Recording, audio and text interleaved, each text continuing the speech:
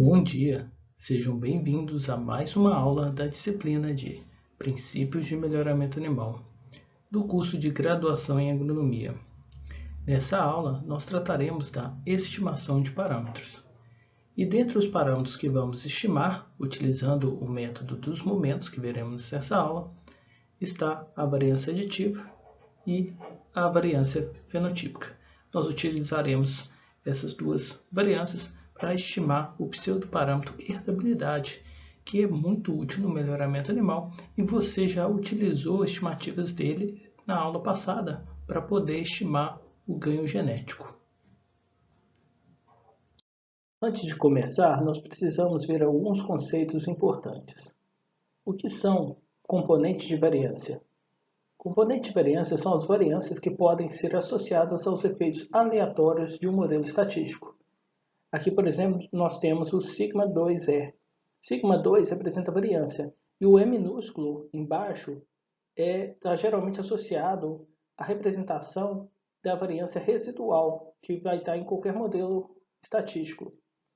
Então, pode ser também representado por σ2 e omitir o E.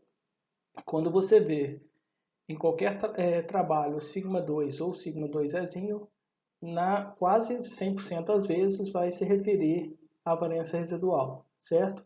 Só que esse é o que? A variância residual real da população, a qual eu não conheço, certo? E aí vem uma outra definição importante, que são os estimadores, né? Estimadores geralmente vão ser alguma fórmula associada a um componente populacional na tentativa de obtê-lo. Só que ela vai obter esse componente, essa estimativa para esse componente, através de dados de uma amostra. Então, não de dados de toda a população, mas sim de uma amostra da população. Então, o que se obtém é o que? Uma estimativa. Então, esse é o estimador. Como que eu represento o estimador? Diferente do componente de variância, o estimador vai ter um chapéu em cima, certo? Então, por exemplo, o estimador da variância residual, na maioria dos modelos, ele vai ser o quê? Igual ao quadrado médio do resíduo. E aí vem, por último, a estimativa, né? A definição de estimativa, que é aquele valor encontrado pelo estimador, né? Com base em uma amostra da população e não com base nos valores de toda a população. Então, estimativas são valores resultantes da aplicação de estimadores em uma amostra de dados de uma população, né? Então, por exemplo, uma estimativa poderia ser o quadrado médio do resíduo, que é a estimativa obtida para variância residual, a qual esse aqui seria o valor populacional que a gente não conhece. Então, a gente pode usar um estimador para obter uma estimativa de qual seria esse valor. Mas se nós, por exemplo, repetirmos o experimento, vamos ter uma nova amostra. E essa nova amostra pode conduzir a um resultado de estimativa um pouco diferente, né? Interessante isso. Então vamos ver alguma coisa sobre características de estimadores. Estimadores podem ser de 4 tipos. Eu coloquei aqui como se fosse um atirador, esses estimadores. E aqui o vermelho seria o quê? Seria o valor populacional que eu quero encontrar. Sempre o estimador vai encontrar o valor populacional? Não. Então que tipo de estimador que a gente quer usar? A gente gostaria de utilizar um estimador que sempre encontra o valor populacional, independente de você repetir amostras também, né? Só que nem sempre os estimadores vão ser desse tipo. O que a gente vai usar hoje vai ser um estimador com o quê? Com precisão e acurácia, certo? Mas olha só que interessante, o atirador 1, ó, toda vez que ele consegue uma nova amostra, varia bastante, né? E ainda nenhuma amostra chega perto do valor real. O estimador 2, olha só que interessante, toda nova amostra dele, ó, é consistente. Ela vai parecer muito com a amostra anterior. Então, esse estimador a gente chama ele de preciso, porque ele sempre chega no mesmo lugar. Só que ele não chega no lugar que ele deveria. Então, ele não é o que? Acurado. Já esse aqui, ó, em média, ele tende a rodear a tendência central aqui dele, ó, ele tende a rodear o valor populacional. Só que ele tem uma dispersão maior a cada nova amostra. Então, ele é o quê? Um estimador com acurácia, mas com baixa precisão. O que a gente quer nos estimadores é que eles sejam igual a esse tirador 4, que eles sejam de alta precisão e alta acurácia. Não só novas amostras conduzam ao mesmo resultado, como esse resultado seja próximo do valor desconhecido populacional. Agora, como que a gente consegue isso? A partir desse slide, nós vamos apresentar um experimento feito puramente para fins didáticos, no qual a gente pegou um banco de dados real de codornas e começou a eliminar, excluir informações ao acaso, gerando muitos outros arquivos de dados. Então, o banco tinha originalmente muitos dados e a gente transformou ele em arquivos menores, contendo apenas 3.000 observações, 2.000 observações, 1.000 observações, 500 observações, 100 observações, 50 observações e 20 observações. Para que a gente fez isso? Para que a gente tirou informações do nosso banco de dados, reduziu o tamanho dele, fez vários bancos de dados de tamanhos distintos? O nosso objetivo era verificar se o tamanho da amostra influenciava na precisão e acurácia na hora de a gente aplicar técnicas para obter estimativas de componente de variância do nosso modelo. Aqui a gente já tem alguns resultados, né, algumas tabelas que vão ajudar a gente a entender a melhoria da acurácia à medida que o tamanho amostral aumenta, né? Então a gente tem o nosso modelo, que é y e j, y é o valor observado, né? Ele está em função da média, mais o efeito do tratamento I, mais o efeito aleatório residual incidente sobre o animal unidade experimental J. Então, para o quadrado médio do resíduo, olha só que interessante. Quando a gente tinha tamanho amostral muito pequeno, ele estava aqui, aumentou o tamanho amostral, ele veio para cá, depois ele subiu, depois ele voltou a cair, subir. E aqui, quando a gente usa 1.000, 2.000 e 3.000 amostras, olha que interessante, não varia muito o quadrado médio do resíduo. Parece que ele fica constante, né? Então, a partir de a gente não sabe, quando a gente trabalha com estimativa, a gente está estimando, a gente não sabe o valor real. Mas a gente sabe que quanto maior o tamanho da amostra, mais ele vai tender ao valor real. Para a gente saber o valor real, a gente precisaria de uma amostra de tamanho infinito, ou de conhecer todos os dados da população. A gente trabalha não com todos, a gente não teria como obter todos, mas a gente sabe que quanto maior, mais próximo será do real desconhecido. Entretanto, um experimento com 1.000 observações é muito mais barato que um com 2.000, que é mais barato do que um experimento com 3.000 observações. Você concorda comigo? Quanto mais unidades experimentais você utilizar no experimento, mais você vai gastar.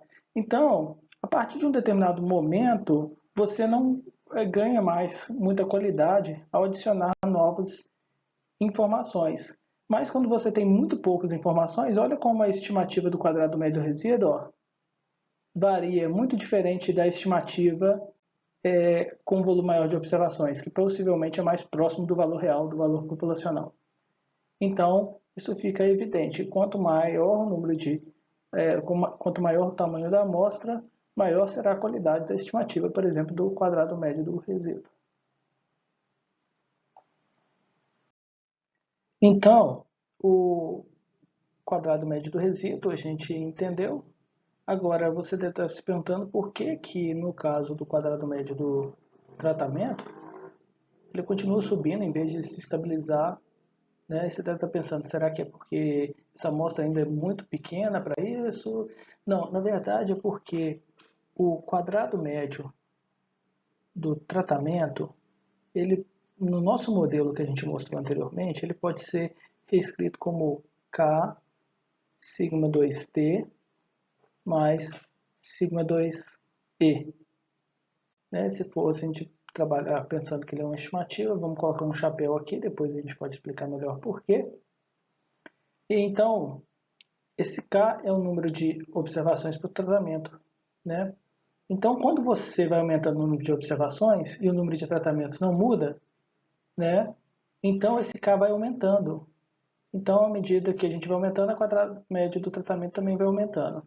O que a gente tem que analisar, buscar, entender é esse aqui de baixo, que é a estimativa para a variância do tratamento, se for um efeito aleatório, né? Então, a estimativa, como é que a gente obtém ela? Se essa fórmula aqui corresponde ao quadrado médio de tratamento, Então a gente pode reescrever ela da seguinte forma: sigma 2t é igual ao quadrado médio do tratamento. Eu passo a variância residual para o outro lado, que a gente comentou que era o quadrado médio do resíduo, que era esse aqui. E aí eu tenho que passar agora o K para baixo dividido tudo. Dividido por K, o número de observações por amostra. Aí, quando eu divido pelo número de observações na amostra, mesmo aumentando o número de observações por amostra aqui no tratamento, aumentando o número de observações no experimento, eu acabo corrigindo isso. Então, a gente pode ver que para o efeito estimado para a variância do tratamento, quando a gente tem poucas observações, ele varia muito. À medida que o número de observações ele aumenta, elas vão ficando mais constantes, mais próximas. Então, acontece a mesma coisa que aconteceu com o resíduo, acontece para variância associada ao tratamento, considerando que é um efeito aleatório. Aqui são resultados um pouco diferentes, né, para avaliar a influência do tamanho da amostra na precisão das estimativas de componente de variância do tratamento. E a gente fez um pouquinho diferente. Em vez de a gente pegar vários tamanhos amostrais diferentes, a gente pegou 5 populações de tamanho de 20 unidades experimentais e pegou 5 populações com tamanho de 1000 unidades experimentais. Olha só que coisa interessante. Aqui a gente tem as estimativas para variância associada ao tratamento. Então a gente tem valores próximos de 500, 100 e pouco. Aqui a gente tem valores negativos, que não deveria existir, porque não existe variância negativa, mas a metodologia que a gente utilizou, que é chamada metodologia dos momentos, ela pode encontrar valores negativos para estimativas de variância. Depois a gente vai entender por que ela pode encontrar. Mas é basicamente porque o mecanismo para obter ela usa subtrações, ele usa diferenças entre variâncias totais e variâncias que podem ser obtidas. Então, quando você tem algum erro de estimativa, você pode sim obter valores negativos, embora o valor real nunca possa ser negativo, então você já sabe que sua estimativa está errada. Então, a gente tem aqui várias estimativas distantes, e quando a gente pega as 5 populações, né, quer dizer, 5 amostras de tamanho de 1000 unidades experimentais, e a gente tenta obter essas estimativas, todas saem muito próximas. Então, a gente acaba provando que o tamanho da amostra ele não só influenciou lá a acurácia, como também vai influenciar a precisão do seu experimento, a precisão das estimativas de componente de variância do seu modelo. Relembrando um pouquinho do que a gente falou na aula passada sobre os componentes de variância e herdabilidade, o que era a herdabilidade? A gente comentou que a herdabilidade era o quê? A proporção, né, da variância fenotípica explicada por causas herdáveis. Então, uma proporção da variância fenotípica total, uma parte dela que era explicada por causas herdáveis, certo? E também podia ser definido como razão entre a variância genética aditiva, que é essa parte herdável, e a variância fenotípica. Então aqui já diz tudo sobre a fórmula, né? Não precisa nem decorar. Se você lembrar o que ela é, a definição, vamos pegar aqui, ó. Vamos pegar o azul. Então, a herdabilidade é igual à variância genética aditiva, ou a parte herdável, né? Igual a sigma 2A, dividido pela variância fenotípica. Certo? Então, essas duas definições aqui, ó, são formas diferentes de escrever a mesma coisa. E aí, essa herdabilidade, né, é uma proporção, porque a variância aditiva também faz parte da variância fenotípica. Vamos ver se é verdade? Lembra das fórmulas que você aprendeu na aula passada? Você aprendeu que a variância fenotípica, né, o fenótipo, era igual ao genótipo mais o ambiente, o meio, né? Então, você poderia reescrever a herdabilidade da seguinte forma: sigma 2A é igual a sigma 2G, a variância genotípica, mais a variância ambiental, certo? Só que você também aprendeu na aula passada que G é igual a quem? Ao efeito genético aditivo, mais os desvios de dominância, mais os efeitos epistáticos. Então, você pode reescrever de novo como sigma 2A dividido por sigma 2A mais sigma 2D mais sigma 2E mais, não vou colocar o E minúsculo aqui de jeito nenhum porque a gente está acostumado a usar ele como variância residual, né?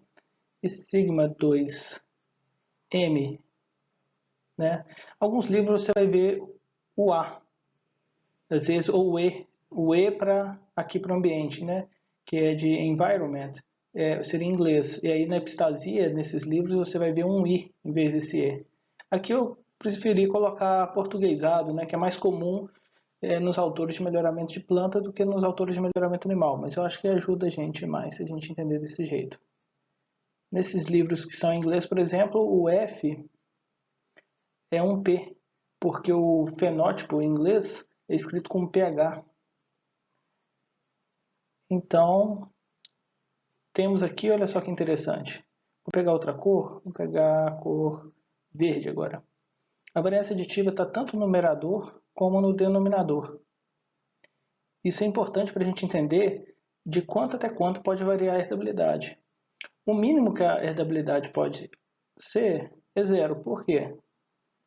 Quanto que ela seria zero? Se essa variância aditiva aqui for zero, não importa quanto está no denominador. Se aqui em cima for zero, o resultado da herdabilidade vai ser zero.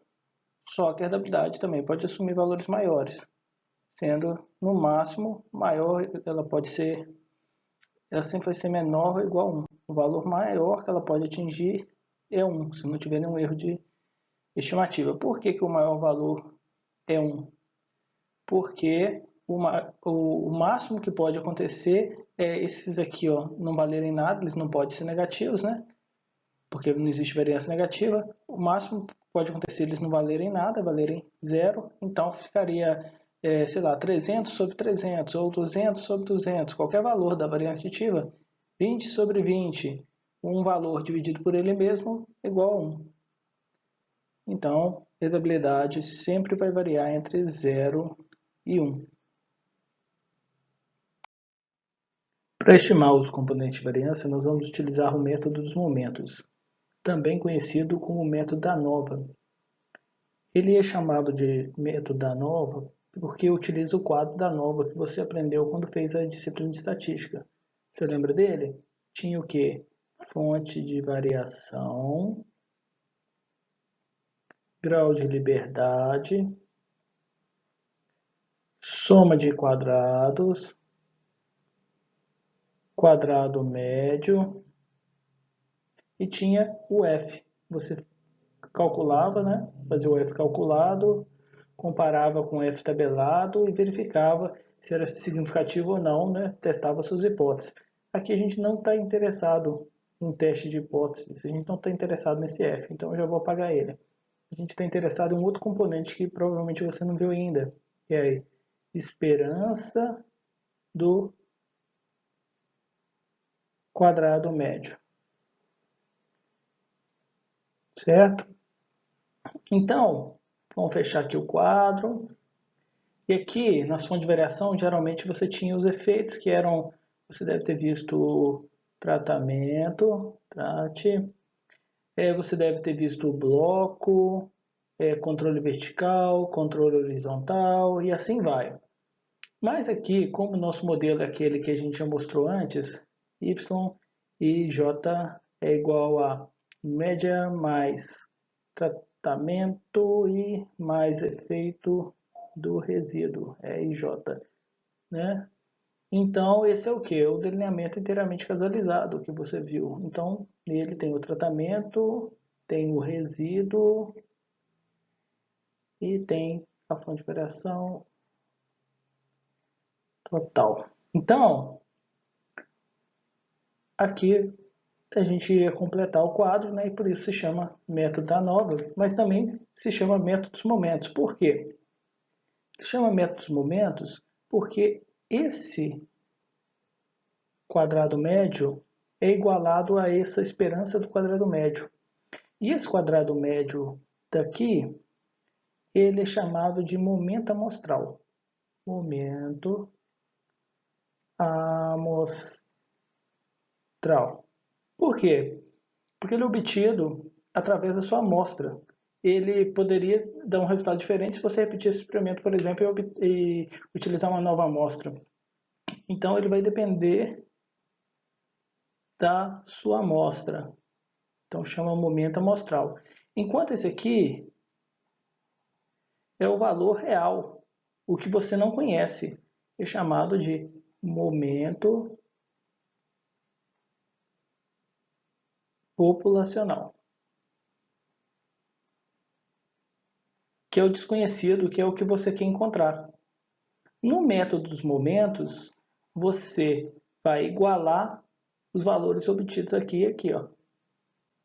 Então, você iguala o quadrado médio do tratamento, do resíduo, às esperanças do quadrado médio do tratamento, esperança do quadrado médio do resíduo.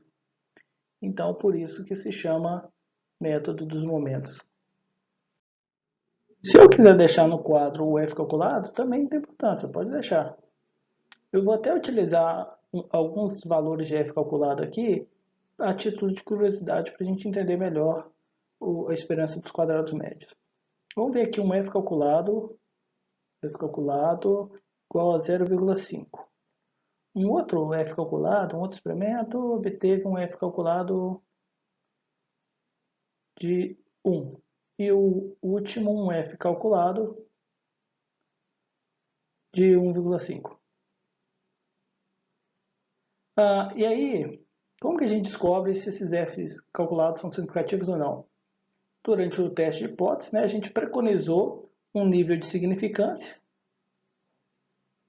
que pode ter sido 5%, 10%, depende da nossa área de pesquisa, depende se é um estudo laboratorial, se é um estudo a campo, né, se é um estudo a pasto, às vezes aceita uma significância maior, né, de 10%, isso vai variar de área para área. E aí eu dependeria também dos graus de liberdade, né, para obter o F tabelado e comparar com o F calculado. Agora, por que eu já sei que esse aqui, ó, é não significativo? Antes mesmo de comparar com um tabelado. Por que eu sei que esse é não significativo? Antes de comparar. E por que esse aqui, ó, ele é significativo ou não significativo? Já é 1,5, ó. Você vai lá, significativo, não significativo. Não, esse aqui eu não tenho nem ideia. Eu preciso de obter o tabelado para me comparar. Por que esse eu não preciso e esse aqui eu preciso de comparar com o tabelado para obter a resposta? Você poderia responder, porque na hora que eu vou lá na tabela, está na tabela e eu olho, esses valores aqui não existem, mas eu quero que você vá além disso, eu quero que você me diga por que eles não estão lá na tabela, né? E isso tem a ver com essa esperança do quadrado médio. Por quê? Porque a esperança do quadrado médio do resíduo, que vai ser posteriormente igualado ao método dos momentos ao quadrado médio do resíduo, ela vale sigma 2e, que é a variância residual. Já o quadrado médio do tratamento, ele vale K sigma 2t mais sigma 2e. Então, se a gente pensar no F calculado, ele vai ter K sigma 2t mais sigma 2e sobre sigma 2z, né? Só que no calculado, isso vai ser da amostra. Então, para ser da amostra, a gente vai ter que colocar o chapéu. Porque aí eles passam a ser estimadores, né? Porque quando você faz com o calculado, com a amostra, você tem uma estimativa, certo? Depois a gente vai entrar mais em detalhes disso. Mas quando você está trabalhando com a amostra, você tem que colocar o chapéuzinho. Não é o parâmetro real, é uma estimativa vinda da amostra. Então, se você parar para observar, a variância residual está no numerador e no denominador. E o efeito real do tratamento, ele só está no numerador. Então, se o seu F calculado for igual a 1, o que quer dizer? Quer dizer que isso aqui, que está sobrando aqui, é zero, porque 1 dividido por 1, ou infinito dividido por infinito, ou 50 dividido por 50, ou 10 dividido por 10, tudo que for dividido por ele mesmo dá 1. Se isso aqui dá 1, quer dizer que isso aqui é zero. Essa outra parte é zero. E se for 0,5, por exemplo, F calculado, que é esse caso aqui, aí é pior ainda. Quer dizer que isso aqui, essa parte, tem que ser negativa, porque essa parte aqui, né, ela é 1. Então, essa parte aqui, para tudo ser menor que 1, essa parte aqui tem que ser negativa. Então, não é possível você ter uma variância negativa. A variância assume valores de 0 até infinito. Então, para você ter uma variância negativa aqui, você tem um sério problema, né? De uma estimativa, né, totalmente errada, né? Agora nós vamos fazer um pequeno intervalo para descansar um pouco e voltamos na segunda parte para fazer um exemplo de utilização do método momentos para estimar componentes de variância.